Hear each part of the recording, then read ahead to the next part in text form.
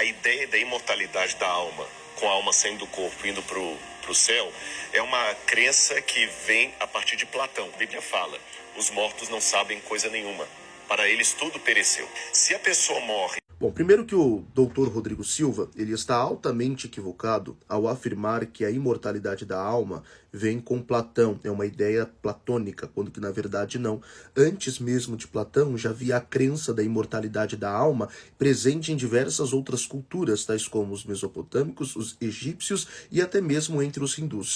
E outra, nós acreditamos na imortalidade da alma como uma revelação bíblica, não como um conceito filosófico. Até mesmo porque nós não abraçamos a doutrina da imortalidade da alma, o pensamento da imortalidade da alma, como Platão desenvolveu, até mesmo porque Platão ele acreditava na pré-existência da alma, o que nós não acreditamos. Associar a perspectiva bíblica da imortalidade da alma com a ideia platônica é muita desonestidade. Outra questão, que se ele nos acusa de abraçarmos as ideias de Platão, então eles abraçam as ideias de Aristóteles. Só que nós não nos apegamos a questões filosóficas, e sim ao que a Bíblia diz. E falar em Bíblia, depois ele cita Eclesiastes fora do seu contexto, não faz nem questão de interpretar o texto, entendendo o seu contexto. Salomão está vivo, então Salomão fala na perspectiva de quem está vivo. O livro de Eclesiastes não tem o propósito de falar do pós-morte. O livro de Eclesiastes tem o propósito de falar da vida numa perspectiva totalmente fenomenológica, mostrando que a vida é passageira e breve. O livro de Eclesiastes não é um tratado de escatologia, muito menos de pós-morte. É por isso que nós temos que levar em conta a ideia da revelação progressiva, e isso nos é apresentado no Novo Testamento, o que acontece com o homem após a morte.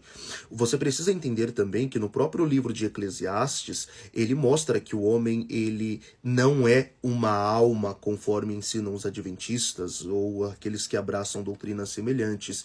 Pelo contrário, o próprio texto em Eclesiastes diz também que o homem é pó, ele volta ao pó, mas o espírito volta a Deus. E espírito aqui não é só fôlego de vida. Faça um exercício, troque a palavra espírito por fôlego de vida em todos os versículos da Bíblia e vê se tem sentido. Vamos fazer esse exercício juntos. Atos dos Apóstolos 17 a 16. Enquanto Paulo os esperava em Atenas, o seu fôlego se revoltava em face da idolatria dominante na cidade. Tem sentido? Não. Atos 19, 21. Cumprida estas coisas, Paulo resolveu em seu fôlego ir a Jerusalém. Tem sentido? Não. Romanos capítulo 8, versículo 16. Vamos trocar a palavra espírito por sopro, ou fôlego. O próprio Espírito testifica com o nosso sopro, com o nosso fôlego, que somos filhos de Deus. Tem sentido? Não. Atos 18, 25. Ele era instruído no caminho do Senhor e sendo fervoroso de espírito. Aqui é o correto. Agora troque por vento. Troque por sopro, para ver se tem sentido. E sendo fervoroso de sopro, sendo fervoroso de vento, falava e ensinava com precisão a respeito de Jesus. 1 Coríntios 5:5. Entregue a Satanás para a destruição da carne, a fim de que o sopro, a fim de que o vento seja salvo no dia do Senhor? Não, é espírito. Então a interpretação do Rodrigo Silva e dos demais adventistas do sétimo dia, e até mesmo dos testemunhas de Jeová, está totalmente equivocado quando o pensamento deles é acerca da alma. É muito fácil se apegar a textos do Antigo Testamento quando que o Novo nos diz ao contrário. Lucas, capítulo de número 16, independente se for parábola ou não, Jesus não prega com base na mentira. Os elementos da história ou parábola são reais. O próprio Jesus Cristo disse, ora, Deus é o Deus de Abraão, Isaque e Jacó, porque Deus não é Deus dos mortos, pois para ele vivem todos. A palavra ali está no presente, ou seja, Abraão, Isaque e Jacó estavam vivos diante de Deus.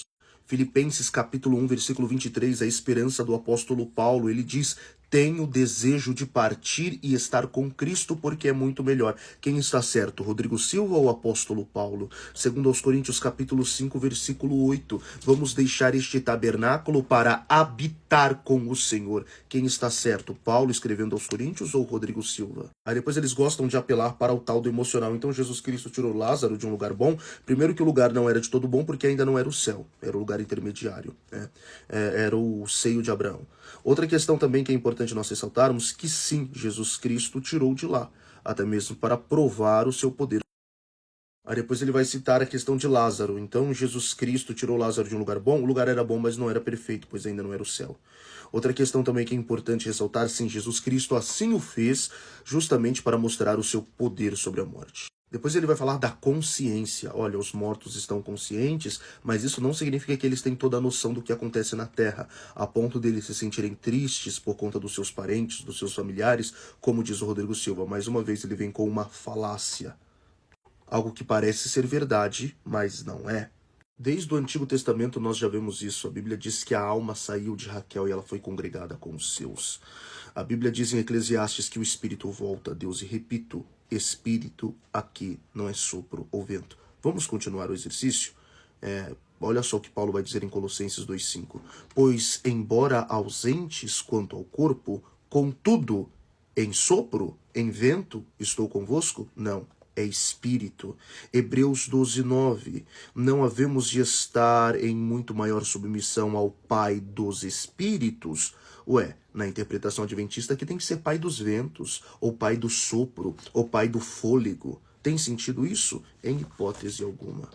Queridos e amados irmãos, cuidado para que não possamos cair no engodo de Satanás das falsas doutrinas e das heresias. Cuidado com os falsos mestres, principalmente os midiáticos e carismáticos que parecem ser simpáticos. Tomemos, pois, cuidado e fiquemos naquilo que temos aprendido. Venhamos permanecer na fé e batalhando por esta fé que uma vez foi dada aos santos. Deus abençoe.